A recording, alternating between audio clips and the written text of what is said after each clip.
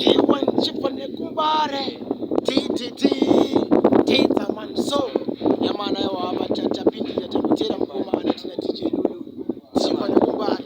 Mashona tulogo zanusi Ukona ma relationships Akakofana na sponsorship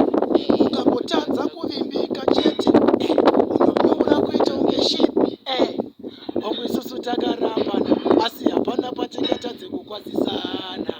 Moyo wangu unobaikana Hana yangu ino Na wana dem wakambozviitawo here zvekuti bei wako kati andichakuda hotine niwo omtuka zvinorwadza hoti ndine vakawanda kudarika iwewe asi kana wamumba tangariro dzomfunga